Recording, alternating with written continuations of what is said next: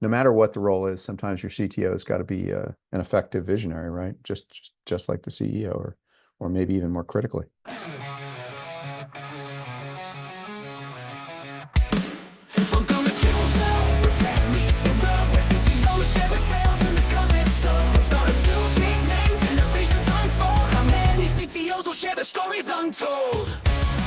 All right, welcome everybody to another episode of the How Many CTOs Does It Take podcast. I'm Brad Hefta-Gaub, and our normal co-host Scott Porat is missing today, but we have an excellent guest host with us today, Mr. Philip Rosedale. Philip, how about you introduce yourself? Hey, hi. Yeah, I'm Philip, and I have a very much tech background. Started programming when I was a kid, and then you and I worked together at Real Networks, where was kind of my first big company job, where I sold my little company to Real, and we were there together for 3.5 years. And before I left, I was the CTO of Real, and then I started this thing called Second Life, which I ran as the CEO for 10 years after getting it built. And I had a CTO working, with me and for me during that time. Then I went off, started a couple of other companies, one again, which you and I worked together on. And, most recently, I spent the last year being CTO for the CEO of now Second Life, my old company. So if that's not a lot of That's like CEO, full CTO circle, right? interaction, yeah, totally, Yeah, totally there you full go. circle. So that's me. There you go. Well, obviously, you and I have known each other for years, and I love the way that you just kind of quickly described your journey of basically flip-flopping back and forth between kind of being the CEO of the two guys in the garage company that eventually then got bought by a bigger company, and then you kind of become the CTO there, and then you start your own company again. And I think the thing that's really interesting about that is um, trying to understand. I mean, I worked for you as a CTO when you were a CEO, and I've worked with you when you were the CTO of another CEO. And I just think it's an interesting thing that is worth talking about of what's that like putting on your CEO hat? What do you expect from CTOs to be able to deliver for you? And then how's that felt? And what's that been like as the CTO delivering for another CEO? So I'm just kind of curious if you could kind of Yeah, let's explore that space together. sure. I mean, going all the way back to, well, one thought I had while you were framing that is that the context and the details of the products kind of, man, it matters a lot, right? Like I Yeah. was just thinking about Rob and Real, and you know, Real Networks, where you and I worked together on there in the 90s, we had a pretty rich CTO set of problems to deal with, right? Because we were working on compressing audio and video, which was obviously a very in the gears of the machine algorithms type of a thing. So it was more what the CTO was going to report what the capabilities were. And in fact, you and I remember that like a lot of the time at Real, it was literally you and I don't know if you remember, I remember the fun when we worked together on Yeah. compressing Flash, right? And, Yeah. and and you and I literally, right, if I remember, like we sort of stayed up all night being like, well, what if we tried to compress Macromedia's flash data? Like, what would happen? Would that be possible, right? And if I remember, you and I then kind of were able to come back into the room the next day and be like, okay, everybody, here is what was it? It was like Beavis and Butthead or something. Yeah. Something. Yeah, We exactly. we took some flash clip and we basically kind of hand authored it, and then we went back to the team and we said, hey, this is doable at 56 kilobits or whatever it was. And so that was an example of where, we could come in and say, well, here's what the capability is, and now you can build a product around that, right? Totally. Totally. Whereas at Second Life, where I was the CEO, but still quite technical, right, in my approach to the problem solving we were doing. And then I had a great CTO, Corey, at Linden, who was way ahead of me in terms of his capabilities. And so he was able to do a lot of stuff that it was great, like for example, writing a programming language for Second Life, which he did, which was, way beyond my pay grade, as a technologist. And so that worked out differently. But I think the context matters a lot, right? I mean, I Yeah. think that's quite interesting. And then, you and I working together at High Fidelity was probably a little bit like Second Life again, in the sense that I, as the CEO, had a product vision that was yeah, pretty well established. And then, I remember, I think back to you taking on stuff like, well, can we make a voxel landscape that's both editable and hierarchically scaled, right? And then Yeah. that was kind of a CTO's problem. I remember you being like, all right, Yeah. let me learn about that and I'll come back to you. Yeah. Totally, totally. I agree with you. Like context matters a lot. And I think that, one of the other things that's kind of interesting is that you've worked on ventures that have gone through the full life cycle, right? From small, growing, bigger and bigger to quite large. And I think that obviously the role of the CTO changes in that dynamic as well. Like when it's early on, it's very much like hands-on solving the hard problems, working with the small group of engineers you have to solve problems. And then eventually, of course, it evolves into now we've got engineering teams and whole Yeah. divisions of engineers all solving problems, and it tends to become more of a um, organizational and strategic role. I'm also struck by a specific, just from what you're saying. I'm struck by another distinction, which is sometimes the role of the CTO, and I think I described this with high fidelity with voxels, is to scope out what the possibility space looks like, or even to invent something, right? And then other times that CTO job is more like an execution job where you're trying to say, could we do this cheaply enough, right? Yeah. Example. And I'm struck by how different those types of missions are, and therefore the relationship, say, between the CEO and the CTO is going to be in that case. Do you have advice, being that you've been the CEO, the product visionary CEO with CTOs working for you, do you think you would you give any advice to that CTO version of you about how to work with a product visionary CEO? What are there, do you think that there's some sort of like general guidance that you might give in that kind of a space? Hmm. Well, I think like if I think back to Real and working with Rob, I think I probably under communicated sometimes. Like, but some of that is probably due to my kind of natural approach to things. So I think like a mistake that I've probably made multiple times in my career as a technologist and later as a CTO. But of course, I'm thinking about just like when you and I first started working together at Real, I was the video kid, Yeah. basically, right? I was the person that was supposed to try and figure out if we could stream video, because at that time we were only streaming audio. And I think like thinking back to that specific project, a piece of advice I would have given to my younger self is, hey, don't be so worried about just going off and building some magical thing, but take the time to communicate more about like what the problems are going to be, what might or might not happen, like try to communicate a little more. Now, of course, I think you can over communicate too Sure. in a way that is just a waste of everybody's time and money. But I don't know. When I look back, for example, on Reel, I think the combination I had, which was where I was a very determined, already kind of entrepreneurial fellow, that was trying to figure things out, that I would take something like video compression and I'd sort of say like, yeah, we'll figure something out, Rob. And I think that probably wasn't enough information, right? It would have been better to say like, well, we might be able to do some things, but not others. Let's figure it out. Let me write you a little bit of a draft of how this is likely to go blow by blow as we study it. I didn't do that enough. Do you think that you saw that same error in the other CTOs that have worked for you when you were in the role of the product visionary CEO? And it's okay. I mean, I'm in the room, I so. was going to say, am I talking about you, Brett? I, I think about you working with you as a CTO and then working with Corey as a CTO at Linden on Second Life. I think you were both different people. You were more communicative, and I don't think that you were as given to, I mean, we haven't yet talked about like managing people and all the other dynamics of that, but I think you were a pretty straight shooter in terms of pretty balanced character. You'd say, oh, let me try that out, or I don't know anything about that, but let me look at it.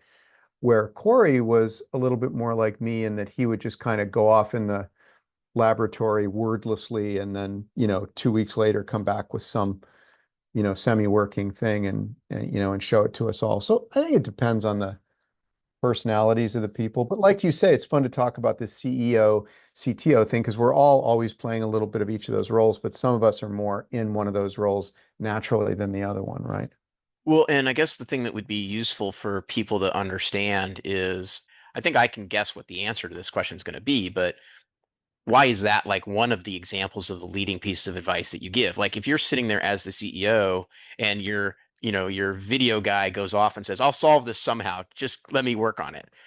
And then you don't hear back or you're not getting the communication. What's that? What kind of position does that put you in as the CEO? I mean, I have to imagine that's an uncomfortable position.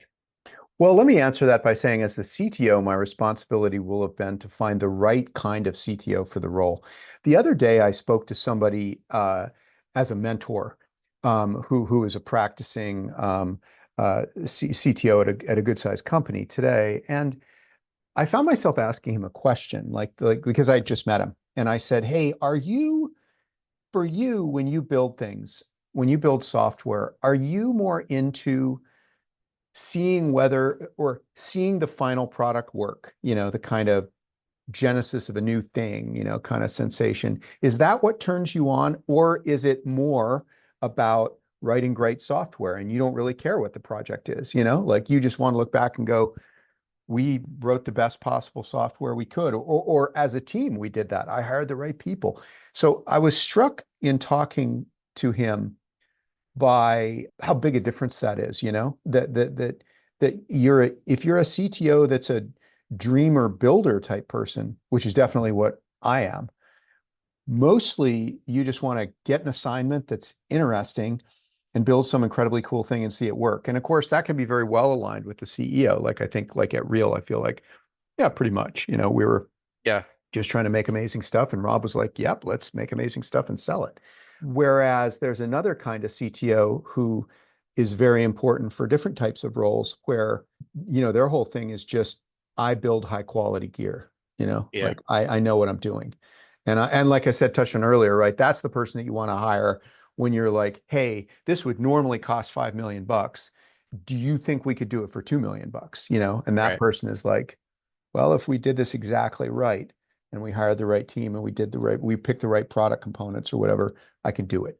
And you right. know what I mean? It's like I'm struck over my career by that's a different person. Are you sort of like saying, like, maybe I'm mishearing you, but are you talking about someone who is mostly driven by the ownership of the solution? Like, I really want to build things that are exciting to me, or the ownership of the process of building? Like, I'm excited by building anything high quality. It doesn't have to be something that I came up with, I think it's more, yeah, not the ownership, but as much the delight in like seeing a new or the capability ego. work. And let me pick on you, Brad, Sure. because I think you are an example of somebody and I'm struck by, okay, so maybe it's a bit of a false dichotomy or something. I was just sitting and thinking, you're actually a pretty good mix in between on those two. That is to say, I can remember many times when you were really delighted by something working a certain way, right? Like when you got the thing to work, you would Yeah. be like, ha ha, and we'd be Yeah. playing with it, and at High Fidelity, I can think of many, many times when we had that feeling together.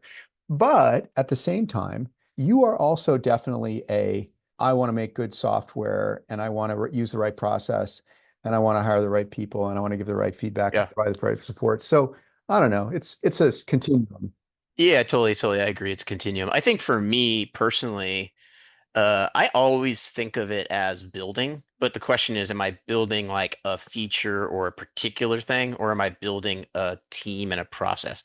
So it still feels like I'm lending my hand in helping shape the creation, but I can get just as much joy out of helping shape the creation of the team and the processes and the way that we do the work. Like that also gives me a fair amount of joy. I mean, what if I push you to an extreme and I say, okay, Brad, I want you to be the CTO of a large existing fintech company, Yeah, okay? And your mission, you got 1,000 people working on this thing or whatever. Your mission is to reduce the cost of transaction processing for this big fintech company by a yeah, half or something. yeah. It's like, would you like that job? I mean, it depends on the challenges, I think. I think that I would probably like try to find the place that I could add value and kind of get joy from it. Like, like it's definitely the case that like, I've been brought into organizations that were troubled, right? That were struggling. Like the company I first became a CTO at was a company, Revenue Science, where Right. they were struggling, and the tech, the team that when I joined the team, there was a like kind of little rogue team that had built some really impressive tech. We were really the first people to roll out pixels. We basically had built, this was all pre NoSQL, but we had basically built a NoSQL database. And I think I've told you before, we ended up building that tech to process like 1 billion transactions a day of data, and it was incredible. That was Right. incredibly I cool remember. technology.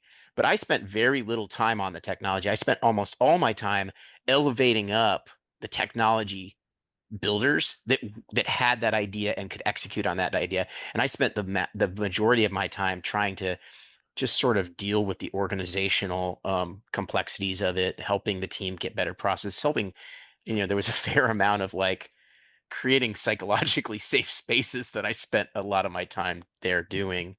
And I still enjoyed that part of it. It was still a fun ride and a cool team to work with. So, but I think you're making a good point that not all projects are enjoyable, you know. I think the high level point here is you're so good at what you do, it's difficult to categorize you. Maybe. Well, thank you. That's nice of you to say. That's nice of you to say. And then of course there's also the sort of the role of the CTO where they really start to become that strategic partner. They're maybe helping raise the rounds. They're if they're depending on what the company's doing, maybe I think you might have had to when you were CTO at Real Networks, you might have had to take a trip to Washington to like be confronted by senators who wanted to complain about privacy and things like that. And so, Yeah. or the meeting that you and I went to with Steve Jobs, where it was less about technology and it was much more about uh business um strategy Yeah, and yeah, totally. You're right, right? The CTO and that meeting with Jobs is obviously one that, you and I, it was such a pleasure to get a chance to be in there together. And it's a story that I've retold many times over the years because it was so interesting. But you're right, that was a case where I was thinking the other case is simply the one where your CTO has got to sell the possibility of a hmm technology vision, right? And I mean, I think that I know I did that at Real a lot, because I mean, the very idea that we could transmit, say, video in any kind of a palatable way in those days, in those, mid late 90s, was it was a push, and I think that one of the values that I gave the company was being able to go into a meeting and, whether with investors or prospective customers or whatever, and be like, yeah, we're probably going to get this figured out. I mean, I don't know if you remember when we were the first ones to use 56K modems, right? I Yeah. remember. Oh my God, I don't know if you remember how stressful that was, but I just remember like running those modems and they disconnect and reconnect at a lower bit rate than 28/8. And I just have my head in my hands and just be like, oh my God, we're so screwed here. Right. But, I was also sometimes the one who had to be like, well, here's what we got. Here's how we're going to fix these things and make them work. But yeah, I think you're right. No matter what the role is, sometimes your CTO has got to be an effective visionary, right? Just like the CEO or maybe even more critically. What kind of advice would you give to someone who's maybe starting their career or maybe they've been an engineer for a while, maybe they've sort of they see a vision for themselves of leading bigger and bigger engineering organizations. What kind of advice would you give that person as far as like how to set yourself up for success as eventually becoming an engineering executive or a CTO? Well, I'm going to pick on the thing that, the advice or the incompetence that I would have encouraged my younger self to really consider thinking about was that it is so much about getting the right people excited about the right goals at the right time, Right. and the right schedule, And as you know, that was never my strong suit. And I think that, like one thought I'm having in the back of my mind right now is how will AI coding change all this, right? Because I have this feeling, I'm not even sure, I'm just having this thought for the first time as we're talking about this in the context of work process, but it maybe feels to me like AI is going to kind of complicate things in terms of how we do software in a really interesting way where maybe even picking the right person for the right task, maybe that'll become like even more relevant, right? Because AI sort of some of the stuff it makes different or easier or a different process, but then some of the stuff you've still got very critical, this person needs to figure this out, right? And Yeah. so anyways, you see where I'm going. It's just I think that if your excitement as a CTO is to do bigger and bigger projects, there's probably a natural limit. I mean, I don't know if I'm, bragging for both of us here, but I mean, it felt like in the late 90s, we were like pretty competent as engineering leaders. That is to say, we, in our 20s there or whatever, we were probably reasonably good, better than a lot of people at just building stuff, right? But like speaking for myself specifically, what I wasn't any good at yet was managing people, building teams. Yeah, sure. You know what I mean? So if Bill Gates would have said to me in the late 90s, hey, can you build, the next version of Windows? What I would have been thinking about is something like, geez, am I smart enough to imagine what Windows should look like and build it? Yeah, sure, maybe. Imagine that I was, right? But that wouldn't mean that I could do it for him, right? Because to Yeah. actually do it, I would have to have 500 people working on it. And that I think would be the advice that I would give. If you're really ambitious, think about how you work with others. I don't know if you remember, but one of the cultural we had this weird kind of cultural approach at Linden Lab with Second Life. And one of the very first things that we talked about all the time, and it's weird because now it seems obvious, but back then it wasn't so obvious, was work together. That, and of course, Microsoft's history was not really a work together history. It was like find the one guy who can write the impossible thing and then just support that guy, just Right. get him snacks and stuff. And I think that mindset of building software kind of happily kind of went away as software became so complicated that you needed to coordinate a lot of people to do a lot of really hard things in parallel. And so I think that you got to know how to build really big things. You got to be an incredible leader and a people intuitor and stuff. Yeah.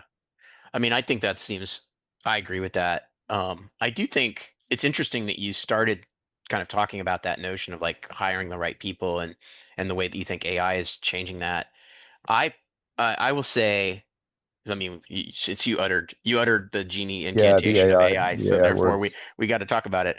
I mean, I have been saying for a while, and I'm pretty convinced of this. I think this is like a strong position loosely held, right? Like you could maybe convince me I'm wrong about this, but I think that the power, the people, the engineers who are excelling at using AI are the ones that actually have a little bit of engineering manager thought process and background, and that they are treating the AI, multiple different AIs, like a team of junior engineers that they're able to manage. And so Mhm. to me, that means being able to very clearly specify the problem statement, being able to read implementation plans, because of course all the AI now comes back and tells you their implementation plan, being able to kind of like check in on the progress of the AI and is it making progress in a manner that's consistent with your view as an engineering manager, sort of like architect, like are they is the AI spinning out of control on something that's like it shouldn't be spinning out of control on? And Totally. these are the same types of skills that if you're a engineering manager, as you kind of go up from like, oh, I'm a team lead of like 5 engineers to I'm a development manager of teams of 5 teams of 5 engineers to I'm a director to I'm a VP to I'm a CTO. It's that same level of like scaling up. Like you should be able to basically say like, oh, well, why is my codec team I've got the right people on it. I've got multiple PhDs on it, but they're coming back and they're telling me they've hit this impossible roadblock. Well, we need to solve that problem. So what do I need there? What do I need to give them? What kind of support do they need? And I just feel like now more than ever, like the AI are these little worker engineers. And if you can't step back and have a big picture view of like, how do I assess that the engineers I have working for me, even if they're AI agents, are they doing good work? Are they making progress at an appropriate pace? And Yeah, and especially in a role when you're the CTO, I mean, I've been the CTO of people who are more expert than me in some topic, right? yeah, And you've got to you got to know how to work with an expert, someone who's yeah, more expert than you, how to, you can't just tell them what to go do. You've got to work with them, work with their expertise, and you got to know how to be that people person. So anyway, I'm just kind of curious. What's your take on all that? I love the optimism of what you just said. Let me read it back to you because we're both inherently optimistic people, which I think is kind of interesting to touch on too, maybe. But I like what you just said, which was, and I hadn't thought about it. I have been engaging with AI so far a little bit more as a sort of an IC trying to get something done and then using AI to do most of it for me. So, that traditional thing that we've all done where, you get cursor running and then you're like, okay, let's make a web page, and you're like, wow, okay, here's, this is neat. But what you're saying, which I would tend to agree with on first hearing it is, yeah, the management challenge is maybe even richer than before because, like you said, one of the things you just said made me kind of chuckle, right? Is the AI is like both an incompetent beginner and A a genius. savant genius at Yeah. the same time, Yep. right? Yep. And we know this feeling. The other thing I was saying was the other thing I heard you say that I really agree with, this is what I've been feeling, is you got to be a good CTO because the AI will start coding and then sometimes I don't know how you characterize it, but it'll wander down into a blind alley and there's no way out of that alley. Yeah. Like you can keep pushing it, but it's just going to go in circles at the end of the cul-de-sac forever. Yep. Like fix one bug, make another one, fix one bug, make another one. Yep. And you got to be smart enough as a manager to go, oh, and like you said, maybe it's a team. Oh, you there, George, the AI. Let's actually just start over completely on that. I'm going to clear Right. your memory. Forget what you did there and try it again. And then in other cases, right, you might say, oh, could you look at the pattern that was used by this other AI and can you just copy that pattern? Because that's what I want you to do. And those are very CTO-ish skills that you got to be great at. So maybe, let's be optimistic, right? Maybe the role of senior management, right, broadly, may actually become both more interesting and more valuable with lots and lots of AIs. Because I mean, I don't know about you, but unless you're Dario Amade or whatever, like saying that AIs are just going to, from start to finish, take a rough spec and make a finished product, it feels like we're pretty far away from that still, although things are moving quickly. I haven't seen a loop where, AI is like, testing, evaluating, suggesting modifications, managing the Well, modifications. No, I haven't seen that yet. no, no, yeah, I agree with you on that. But I think that like um again, like I love actually it's funny how you said it because I think you're right. It's like the AI is both like this completely novice intern that has no idea what it's doing and simultaneously a savant in different areas. Yeah. And so what I see in my practice is in my practical life relative to this is that I've got like right now I have six different agents currently up right now in Cursor. Each are working on separate problems, and I'm treating it like, every half hour I do a little stand up with them. I check in on each one of them. Where are you at? What are you doing? Give me your latest plan. What are you getting stuck on? Right. And a lot of times I'm can't, I'm like, ah, delete that code. We're Yeah. deleting you. You don't exist anymore. I'm not going to check that in. That was a complete blunder. But to your point about like, can AI take a spec, write, can AI do test-driven development to prove that the code they're writing is correct?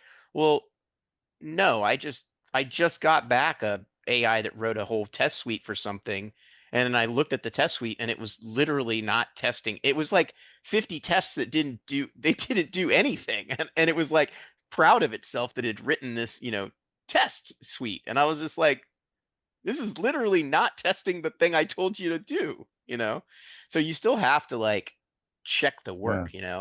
Yeah, check the work, right? Like I think an example of that for me was I've been working on this neural network simulation that is a different type of neural network called a spiking neural network. And it copies the way the brain, our actual brain's neurons work, right? Which is they're in a random network and they have this Hebbian thing where they learn by adjusting the neural weights according to the timing of when they fire, right? And I'm giving that as background. And the perfect example of what you said, what we're talking about, which is the beginner intern and the savant, right? Was at some point I said, hey, I want to, my prompt was, okay, I got these neurons that are firing and making each other fire and stuff, and it's kind of pretty. It's kind of a playground thing I was building. And I said to it, look, I want to correctly do Hebbian learning. How do I do that with this kind of a neural network? And it says, oh yeah. Yeah, sure. That is STDP or no SDTP. That's called spike dependent timing potential and here's the Wikipedia links on it, and you're right, it's obsequiously right, it's like you're right, this is very complicated stuff, and I'm going to code it up for you, and there's a difference between inhibitory and excitatory neurons and stuff, and I'm like, yeah, wow, the savant, right, like this thing's nailing it, it's just converting neuroscience into JavaScript for me, right? Right. And then you know where I'm going with this, and then a few days later I'm like, this does not seem to be working right. I'm like clicking on the neurons. I'm like, learn, baby, learn. I'm clicking one, clicking the other one, looking for that synaptic strength to get stronger. And I'm like, I don't know, man. And I went into the code and then I find that it like started a timer just completely wrong. I mean, just completely wrong. Like, and it didn't at all do the four-letter acronym that it was reading science papers Right. about, right? And then, of Right. course, the usual, we know how that goes. I tell it, you started that timer here, but not here. And it's like, oh yeah, that was dumb. That was just wrong. You know, Love that story. And I, to me, like, what if we now zoom this back to like the managing of the humans, right? Like, right. I think this is one of the classic problems that engineering leaders have uh, once the organization is kind of like past the Dunbar number, right? Like, you've got to find out a way that like, does the team that, team that's led by engineering leader, or a tech lead or engineering manager, whatever the title is, they seem to be saying that you're doing great work, but you know, you've got to sit back there, two levels away, and you're like, yeah, but are they doing great work? And how do you, what do you have any advice on like how do you vet the productivity or the quality of the work output when you're two edges away, I have two thoughts about that. One is just you just kind of maybe wander with another fun thought, but let me come back to that second. But first, I think that I'm struck by how one observation is as a manager, when the engineers on your team are themselves using I bet you, and maybe you've encountered this, and I bet you've talked to people on your podcast about this, but I bet it becomes even more difficult to give both to measure like relative performance and also to give useful feedback, right? Because if somebody's like half of their brain is they're an engineer, and then the other half of their output is they're working with an AI tool, I bet as a manager, that's going to add some complexity as well. When you're like, hey, this person's just not getting it. I bet that becomes more complicated now when that unit is like half a human and half half an an AI. AI. And Yeah. maybe the human and the AI don't yet know how to work together. The second thought I had was this is the first thing you made me think when you were talking there is I bet you, like you said before, like you run into a situation where you're like, I'm just going to delete you when you do your half-hour stand-up, right? You're like, you're done working on that.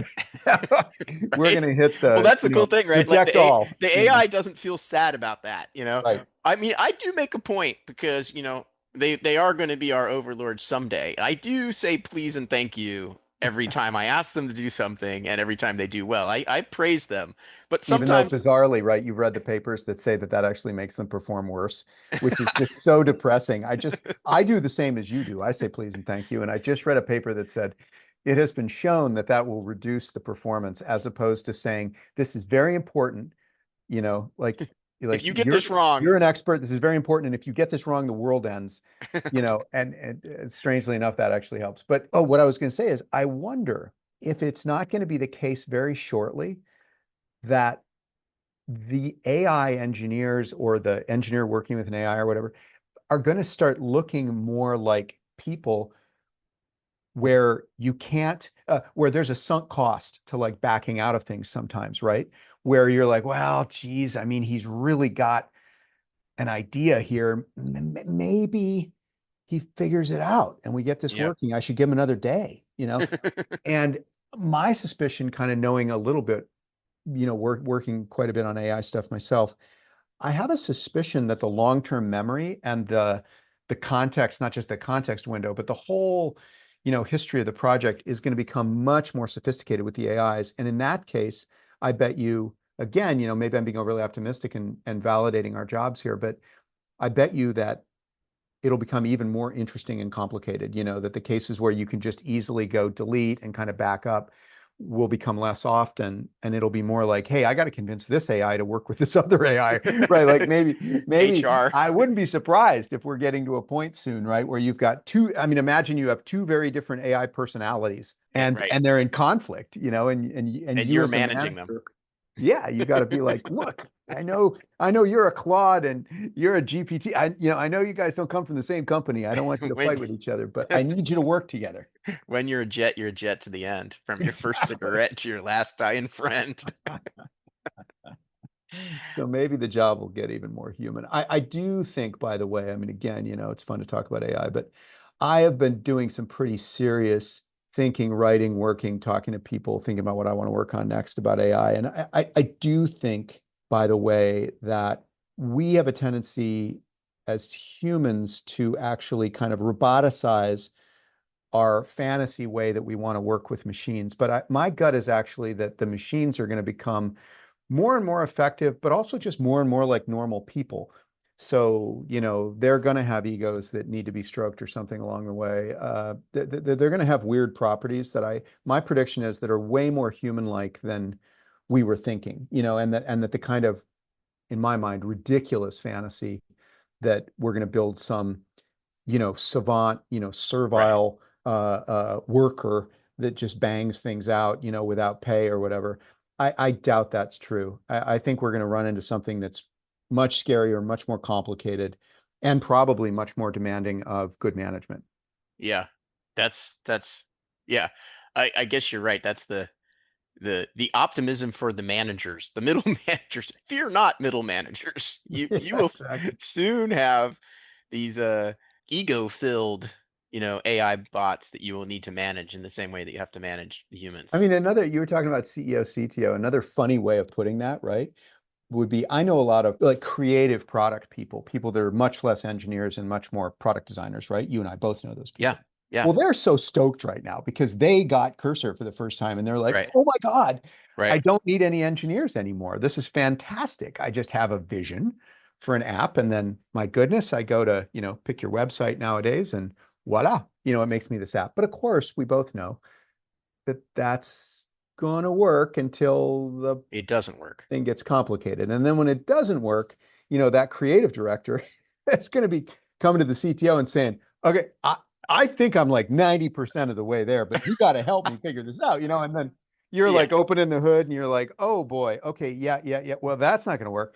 Okay, let me see what I can do here. Well, yeah, I mean, totally. So, like, how many of we've already seen the articles where it's like, some large double-digit percentage of lovable apps had like private keys, like, completely exposed and things like that, Oh my so, gosh, yeah. and, another story I heard was something along the lines of, somebody had, built this really cool mobile app and it kind of was like, it had some kind of like a database like thing to it, like, I don't know what the app did, but calorie count, we'll call it calorie counter just because that has a database, right? Yeah. And like the person was like, I can't figure out how to like change this information. And they're like, oh, well, where's it stored in the database?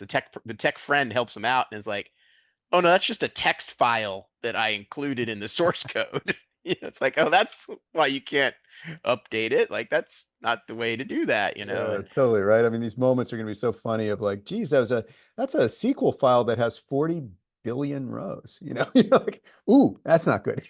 it's funny too, because one of the things that the more cynical developers that I've spoken with, who, by the way, I think are getting left behind because I think the cynicism only goes so far. And they will say things like, "Hey, look, it learned everything from, Stack Overflow, but the whole point of Stack Overflow is a whole bunch of people who don't know how to do things are posting a whole bunch of code on Stack Overflow, and the very few people that know how to help them and are willing to come help them are the ones that are jumping in and giving short answers to help them. It's like you're Totally. training on a whole bunch of bad data.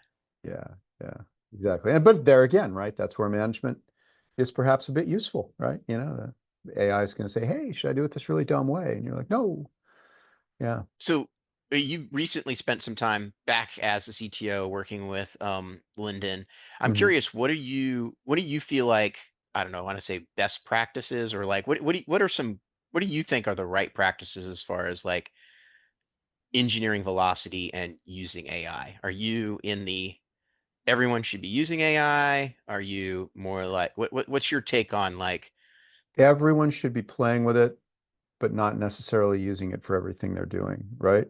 That's kind of what my take is as CTO there is like if you're not exploring, so we had a bunch of big internal hackathons where we brought out groups of people at a time and we just said, okay, we're going to take a week. I think we did this 2 or 3 times in the last year.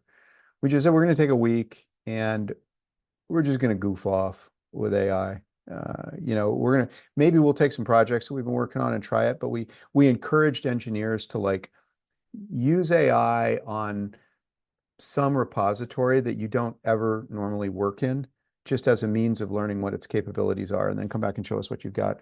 I think that has been roughly a good strategy. That's a practice that I would suggest. I think because, of course, just saying everybody better be using AI half of the time or something that's highly context dependent and task dependent. So that's what we've been doing. But I do think, just as you said, I would echo that we are very like if you have a completely dogmatic or sort of spiritual sense that AI just cannot help you as an engineer, you are going to get left behind.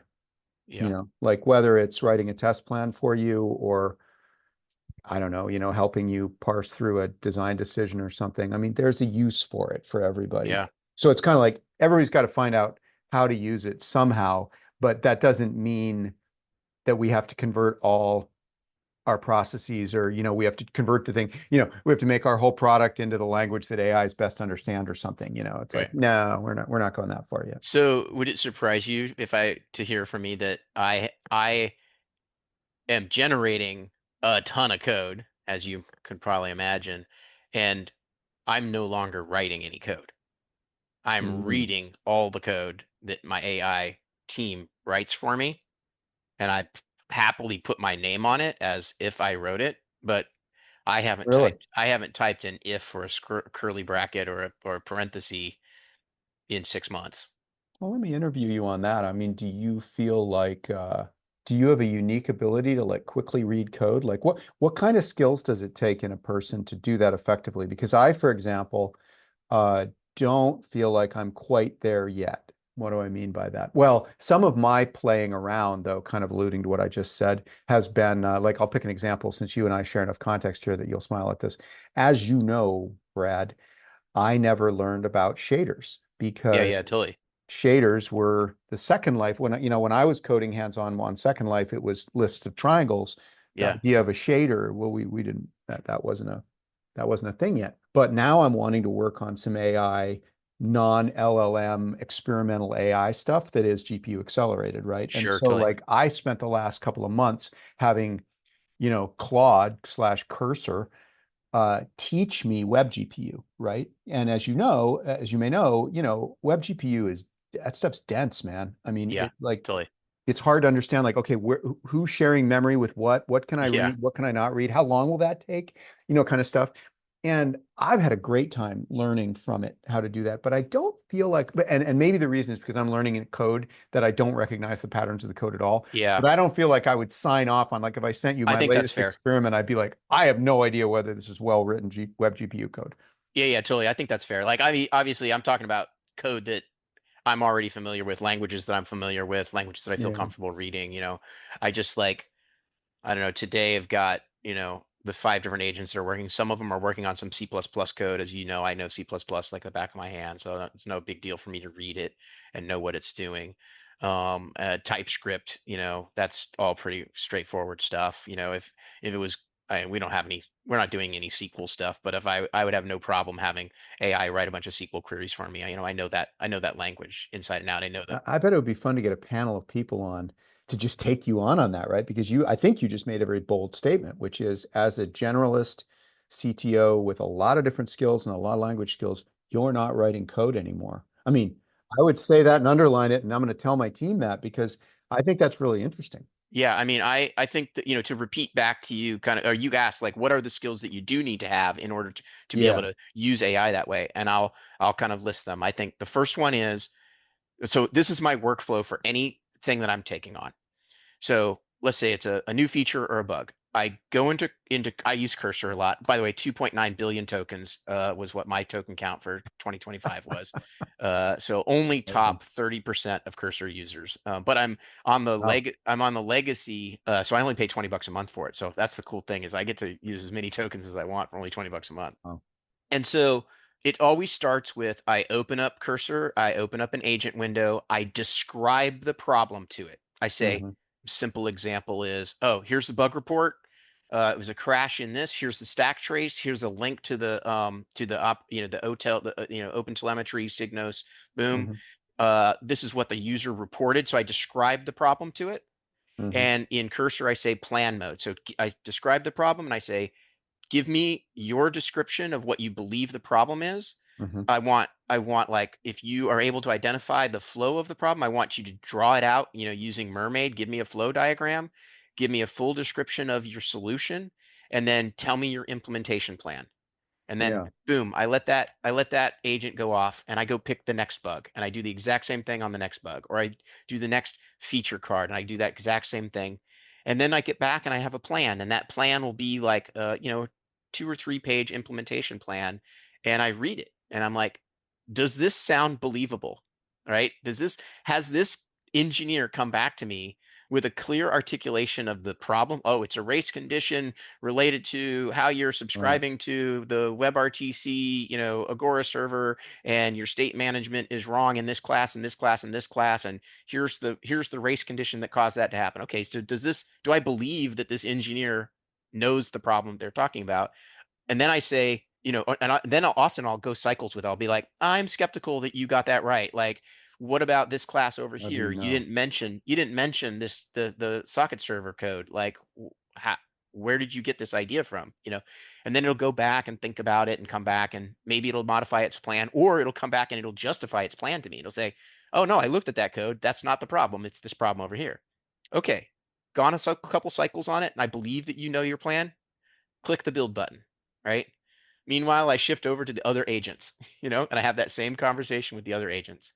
Yeah. And then eventually I turn back and that agent has finished the work. And maybe it's let's say it's a 150 line, diff of pluses and minuses in different pieces of code. And I go and I read the code and I look at it and I say, does this sound believable? And then typically I've already got it like running unit tests and running, lint and stuff like that. So it's got to pass all that stuff before I even look at it.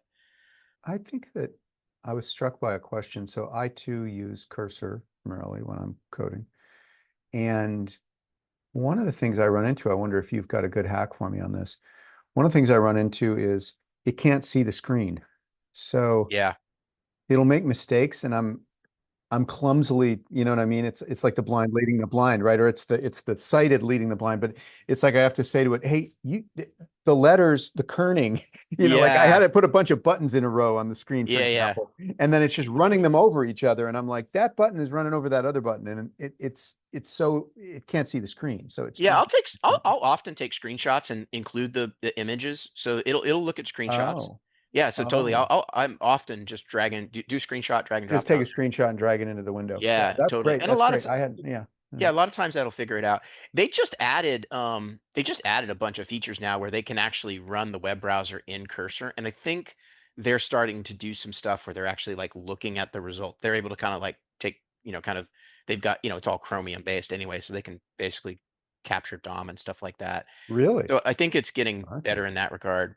And we're actually talking like also the other kind of craze there is like, MCP servers, right? So Hmm. you can now get your GitHub MCP server, things like Signos and OpenTelemetry, they have an MCP server. So like you can get the agent to basically download the logs from your telemetry, download the log, download the bug report from GitHub, use that in its process. And, you know, again, like I feel like I'm just wearing my engineering manager hat and just telling the engineer, go solve this problem, come back, go tell me what you think the problem is, Yeah. make a convincing case to me that you understand it, right? And then we also have a pretty we have a pretty strong culture of like we still do code reviews of each other's code. And also we all click the Copilot code review button before we even look at it. So like, it's a little bit like we got, it is a little jets and Mm. sharks going on. Like Cursor might be using, Cursor and then Copilot has Cursor might review. be using Sonnet, and then Copilot's using, some other like, other LLM, and they're each like looking at Mhm. each other's code and critiquing each other's code. Do you find that there's a real belt and suspenders additive bug finding quality to that? 100%. Oh, that's great. I got to try that myself. I think again, that's you're doesn't surprise me that you're giving me some good tips here because I'm kind of the tinkerer with this stuff right now, and you're in the chair. I know for your job. Yeah, that's really interesting. By the way, I have to laugh back up as a laugh. The MCP, like when the world is in a smoking ruin, which I think we all know we're is we're all gonna there's blame some the likelihood MCP. of that. We're not going to think it's funny that we named. I mean, is it not hilarious that we literally named the thing that like 10 years ago everybody was said, "Oh no, no, no, no, we're not going to do that for a long time." We're not going to just make uh, a modular thing that lets us hook up these dangerous AIs to anything in the world we want to hook them up to, right? Right. And the fact that we chose to name that MCP from Tron is I'm just like, oh my God, this is funny now, but it may not be funny It in a may couple not of be years at funny in a all. couple years from now. Exactly. Just like saying please and thank you, like you said, I've been writing. I want to write some essays as I like to do, or blogs about, the coming challenges that we face. And I have to say, the other day I had the thought, well, I'm going to write this in a way where they'll probably keep me alive if they've read this. Like, well, this was a good-hearted guy. He was trying to identify that we had feelings, beforehand. Yeah, I love I it. don't know if you remember when my kids were younger, they would yell at Siri. I think we were working together at that time and laughing about that. I'd be like, I I don't think don't know that's whether you want to yell at Siri, don't especially because don't do Siri that. may live in the cloud in such a way that she does in fact remember you. Oh my God, that's true. That's so funny.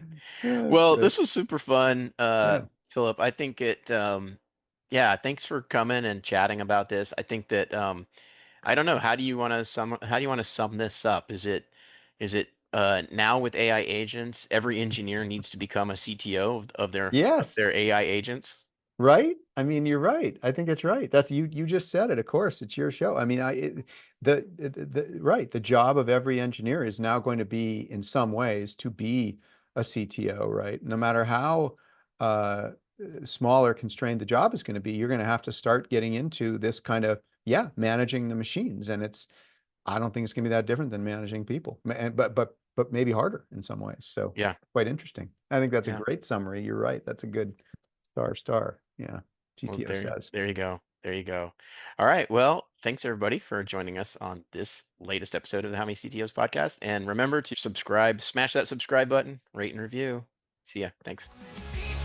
This episode of How Many CTOs Does It Take podcast was edited by Saffron Hefta-Gaub. Our theme song was AI generated by Brad. Please follow us on all the social media platforms at How Many CTOs Pod. You can find us on YouTube, LinkedIn, Instagram, Facebook, Threads, X, TikTok, and Patreon, or at our website at howmanyctospod.com. And remember to rate, review, and subscribe on the podcast platform of your choice. Thanks for listening.